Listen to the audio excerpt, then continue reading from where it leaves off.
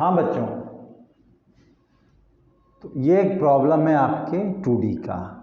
2D के जितने concepts हो सकते हैं, बहुत सारे easy concepts and with formulas को जमा किया गया है और आपका इमेजिनेशन पावर के हिसाब से भी कुछ सोचा जा रहा है यहाँ पे। ओके, तो आप अच्छे से देख लो क्या है। सबसे पहले तो intercept form of a line दिया है, एक तरह से एक ए पॉइंट दिया है और एक बी पॉइंट दिया है। दोनों भी पॉइंट के दूसरे coordinates alpha comma 0 at 0 comma beta है। दैट मीन्स वो एक्स एंड वाई एक्सिस के पॉइंट्स हैं। वो दिया है let A and B the points on the line 5x + 7y = 50। तो ये एक लाइन है आपकी। चलो इस पूरे प्रॉब्लम को अपन कंसेप्ट से चलते सॉल्व करते जाते हैं, जिससे कि अपने को इमेजिनेशन अच्छा हो जाए और एडवांस के प्रॉब्लम में ज़्यादा काम में आता है। एडवांस के प्रॉब्लम का पैटर्न यही रहता है, बहुत सारी स्टोरी बड़ी सारी दिखाई देती है, इमेजिनेशन स्टार्ट रहता है। So the very first step is ये लाइन के हिसाब से अपन ए और अल्फा और बीटा निकाल लेते हैं। बहुत ईजी है अल्फा और बीटा निकालना, स्टेप 1। तो अपन एक काम करते हैं, सपोज ऐसी इंटरसेप्ट की लाइन बना दी है। अभी पता नहीं अल्फा बीटा का क्या, बट क्लियरली एक्स को 0 डालोगे तो वाई आएगा, वाई को 0 डालोगे तो एक्स आएगा। ठीक है, तो आपको पता ही है कि इसमें आपको x को 0 डालना है। ओके, तो आप एक काम करो, x को 0 डालते ही y आ जाएगा 50/7 एंड y को 0 डालते ही x आ जाएगा 10। तो दो पॉइंट्स जो कोऑर्डिनेट्स आपके बने हैं दे आर 10,0 एंड 0,50/7। तो अल्फा बन गया है 10 और 50/7 बन गया बीटा आपके लिए। तो फर्स्ट फेज में अपना यहाँ तक हुआ है। ठीक है, तो this is A point 10,0 and this is B point 0,50/7। ये एक पार्ट हुआ है अपना। Now second part, let the point P divide the line segment AB in the ratio 7:3। Let the point P divide the line segment AB in the ratio 7:3। ये A है, ये B है, P point है 7:3। तो A की तरफ 7 लेने होते हैं। So this is 7, this is 3, this point is P। तो अब आपकी नॉलेज चेक की जा रही है सेक्शन फार्मूला की। P का कोऑर्डिनेट निकालना है using section formula mx2 + nx1/m+n, nx2 + ny1 plus यही वाला। ठीक है, देख लो यहाँ पर क्या करेंगे। इसे बोलने से ज़्यादा अच्छा है, करने से इजी हो जाता है।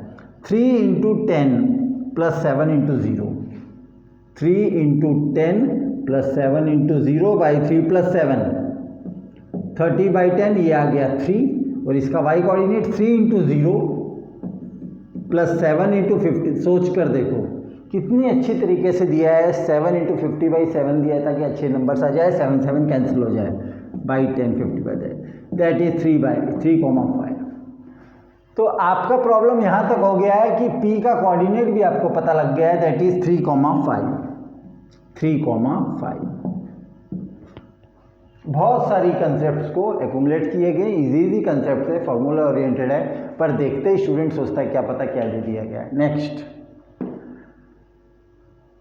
also the directrix of the ellipse E is given by 3x - 25 = 0।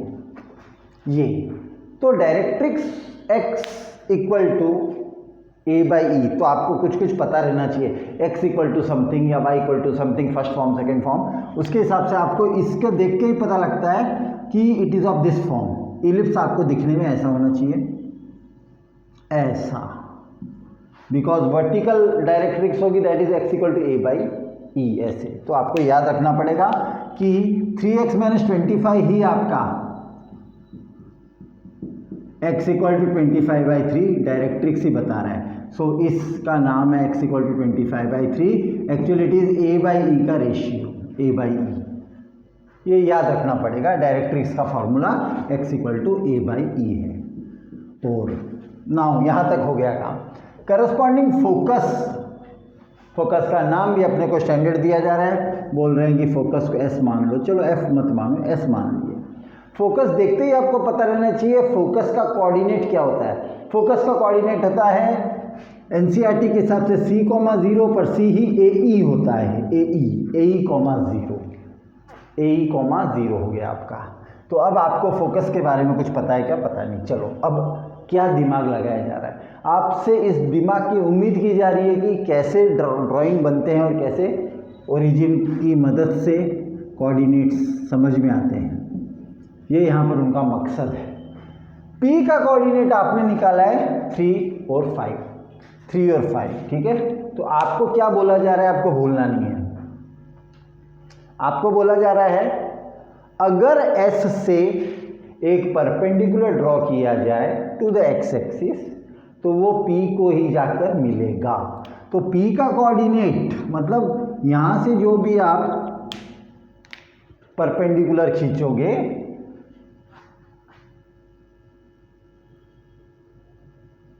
वो 3,5 से पास होगा। तो 3,5 फर्स्ट क्वाड्रेंट में होता है, कहीं भी हो सकता है, वो ऑन द लिफ्ट जरूरी नहीं है, कहीं भी 3,5।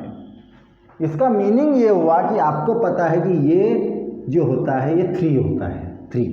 ये तो लेंथ 3 हो गई। तो यहाँ से एक और चीज़ मिल गई आपको, C मिल गया या AE मिल गया। यहाँ से आपको AE मिल गया कंसेप्ट से, क्योंकि x होता है ये y होता है, तो x ही चाहिए था अपने को।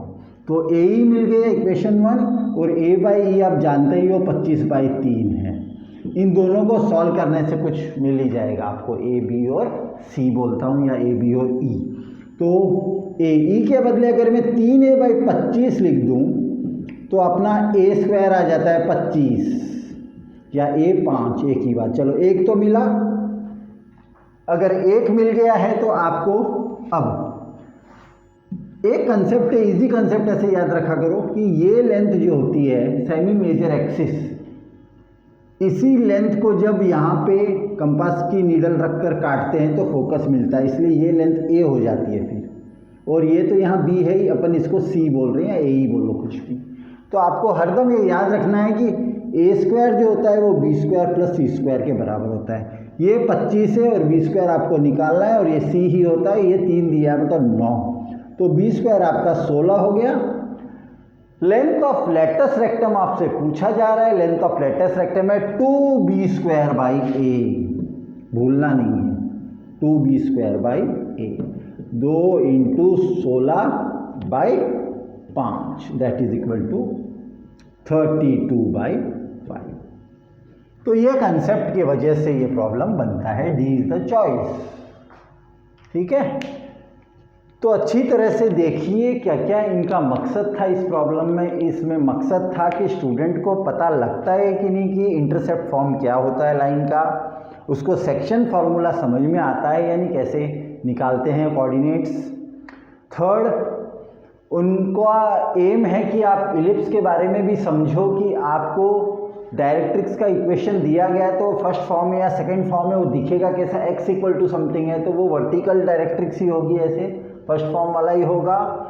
फिर आपको इमेजिन करवाया जा रहा है कि अगर कोई कोऑर्डिनेट है तो इस लेंथ का नाम x की लेंथ होती है, ये y तो x ही चाहिए था। तो एक तरह से आपको AE फोकस मिला। फोकस मिलने के कारण अपन ने फिर सॉल्व कर लिया इसको, इस तरह से है। ठीक है बच्चों, ओके।